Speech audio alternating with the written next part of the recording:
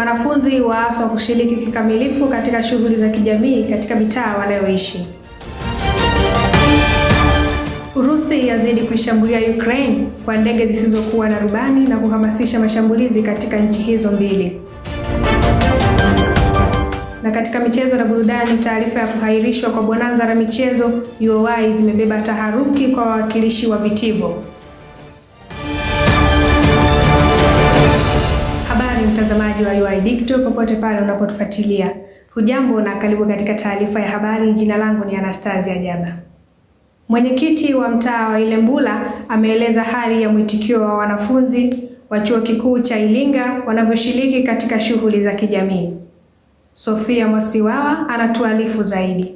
Ameyasema hayo wakati akizungumza na UoI Digital ofisini kwake. Aidha, ameongeza kwa kuwaasa wanafunzi hao kushiriki kikamilifu katika shughuli za maendeleo katika maeneo wanayoishi, kwani wao ni wakazi wa maeneo hayo. Kwanza tunaishi na wanafunzi kwa jina hilo hilo wakiwa ndani, lakini wakitoka huku tumewafanya kama wananchi wa kawaida ili wafikike kwa shida tulizo nazo, wafikike kwa mahusiano. Tumewafanya hivyo ili wasijisikie upweke kwamba wametengwa, lakini tunaamini ni jamii ambayo inaongezeka, baadaye itarudi uraiani na kuwa raia kama kawaida. Nao baadhi ya wakazi wa mtaa wa Ilembula waeleza kuwa wanafunzi wanashiriki kwenye shughuli za kijamii kama kutoa michango, ijapokuwa ni kwa uchache. Wengi wao hudhani sababu wao sio wakazi wa kudumu katika maeneo hayo, hivyo wameshauriwa wanafunzi kuonyesha ushirikiano.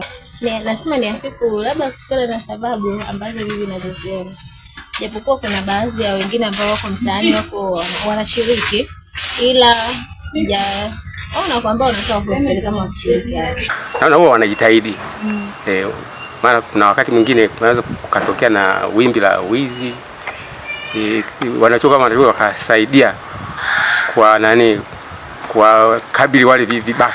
Mmoja wa wanafunzi hao kutoka chuo kikuu cha Iringa aeleza kuwa mwitikio wao kama wanafunzi umekuwa mdogo sababu ya ufikishwaji wa taarifa zisizo rasmi na pia uchoreshaji wake. Nafikiri mwitikio wangu mimi na wanafunzi wengine naweza nikasema mwitikio ni hafifu sana, kulingana kwamba njia pia zinazotumika kutoa taarifa zimekuwa zisizo rasmi, kiasi kwamba mtu anaweza kupokea taarifa kutoka kwa mtu mwingine kwamba kuna taarifa msiba unaendelea sehemu fulani, lakini hamna invitation ya moja kwa moja inayotoka kama chuoni wanafunzi katika jamii husika waje washiriki katika matukio.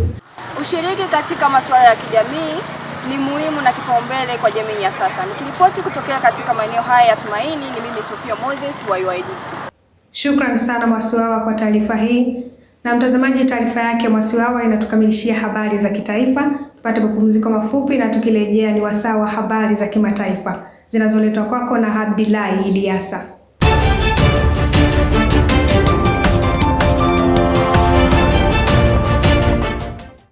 Ripoti inaeleza kuuawa kwa takribani raia 150 na kujeruhiwa kwa mamia ya wengine katika jiji la Kherson na maeneo mengine 16 yaliyozunguka yaliyoko chini ya udhibiti wa Ukraine. Raia walilengwa wakati wa shughuli zao za kila siku kama vile kutembea au kusafiri kwa magari.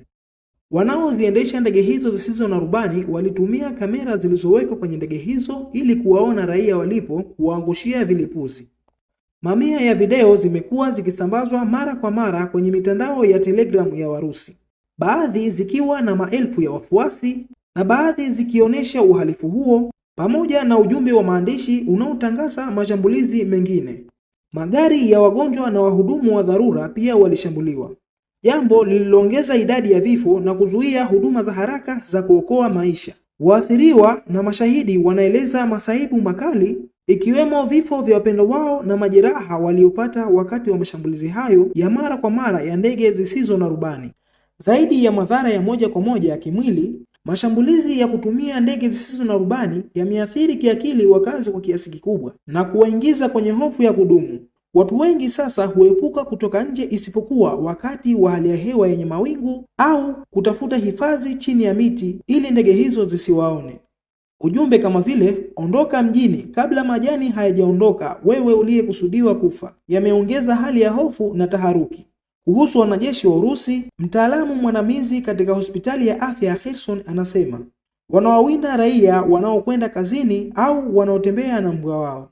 Wanatupa vilipuzi kutoka kwenye ndege zisizo na rubani kana kwamba ni mchezo wa video. Asante sana Ilyasa kwa habari hiyo. Na mtazamaji, ni taarifa ya habari kutoka hapa UoI Digital. Tuungane naye Amina Yusufu kwa habari za biashara na uchumi.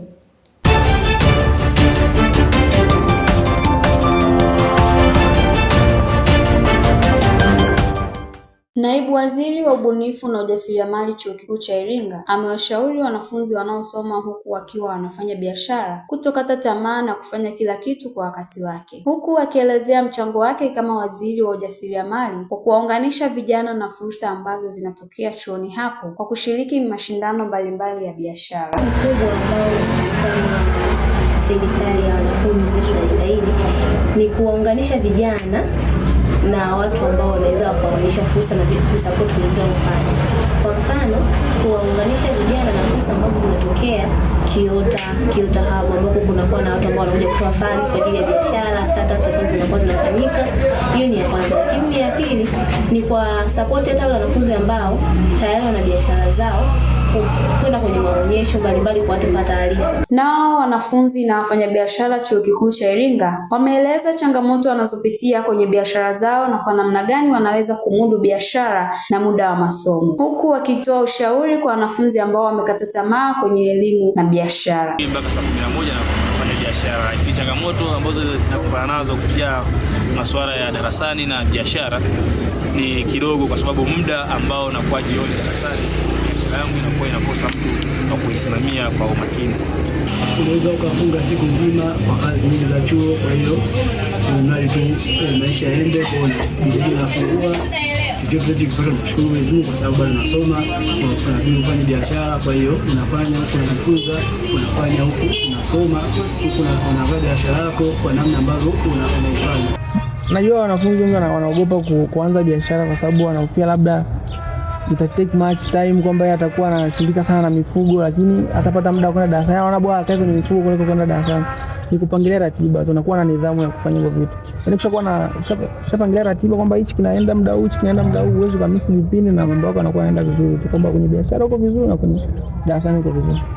Ni baadhi ya changamoto zinazowakumba wanafunzi wanaojihusisha na biashara huku wakiwa wanaendelea na masomo yao. Nikiripoti kutoka hapa Semtema Iringa, mimi ni Amina Yusuf wa UoI. Shukran sana Amina kwa taarifa hiyo. Mtazamaji, na sasa ni wasaa wa habari za michezo na burudani. Tuungane naye Kailan Juma kwa habari hizo za michezo na burudani.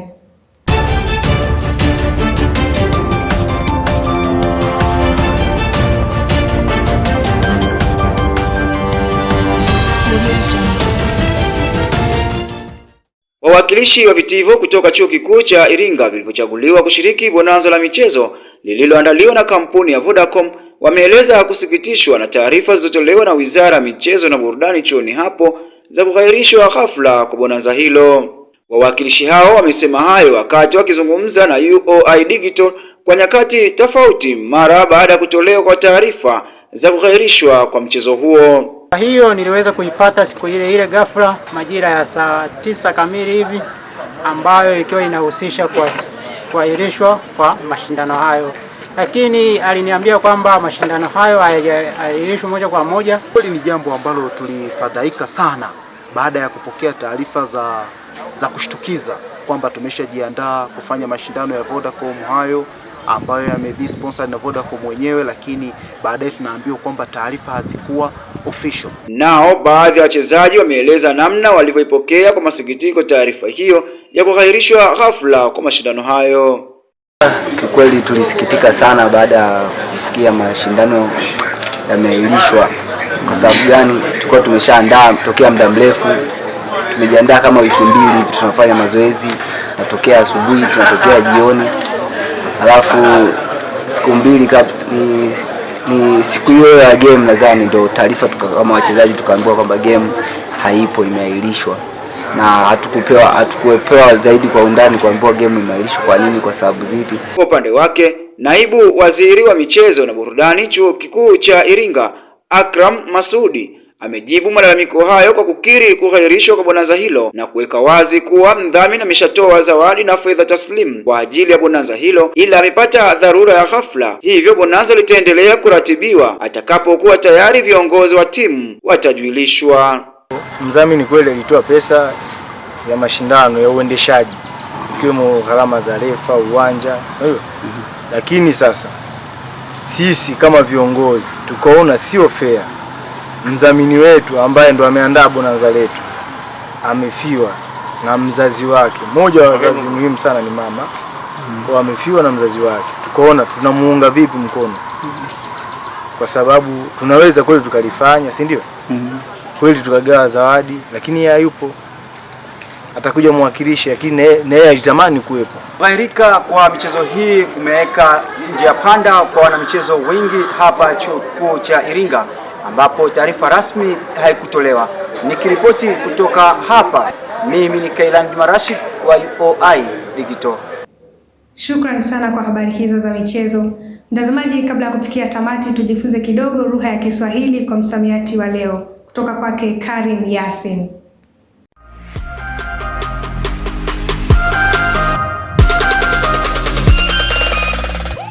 Mambo vipi mpenzi mtazamaji wa UoI Digital? Karibu kwenye kipengele chako pendwa cha msamiati wa Kiswahili. Kama ilivyo ada, leo nimekuandalia msamiati wa neno kiruka njia. Hili sio neno geni kabisa, unalifahamu. Je, unafahamu kiruka njia ndio maana halisi ya kiruka njia? Twende tukatizame baadhi ya wanafunzi wa Chuo Kikuu cha Iringa tuelezee wewe wana nini ukisikia neno hili kiruka njia. Kuna maneno fulani hivi ambayo ni maarufu sana ya Kiswahili. Ndio. Yes, sasa leo nataka nikuulize neno fulani ambalo nadhani unalifahamu. Neno hili linaitwa kiruka njia. Wewe ushawahi kusikia neno hili? Yeah. Neno hili linamaanisha nini kwa uelewa wako? Siwezi kujua direct, lakini kwa jinsi ninavyojua na jinsi jamii wanavyoitumia neno kiruka njia ni kama mtu ambaye hajatulia. Kiruka njia, hili neno ni msamiati ambao unamaanisha mtu ambaye hajatulia. Yaani mdangaji. Leo iko na huyu, kesho iko na yule. Ni neno la Kiswahili sana yani. Ni Kiswahili. Hapo unaweza kunitungia sentence kulingana na hilo neno kiruka njia. Sentence yoyote tu ile ambayo ina neno kiruka njia ndani yake. Labda niseme jana kiruka njia alikuja nyumbani. Naam, tutatoka kuwatizama baadhi ya wanafunzi wa Chuo Kikuu cha Iringa kujaribu kutuelezea wao ni wanene juu ya msamiati wa neno kiruka njia. Huenda hata wewe pengine ulikuwa unafikiria ni hivyo. Lakini sivyo, maana ya neno kiruka njia ni ndege. Ndege wa usiku wenye rangi ya kijivu au kahawia. Na mara nyingi aina hii ya ndege unaweza ukaona usiku katika taa za barabarani na nini. Ndio hawa ndege ambao wanaitwa kiruka njia.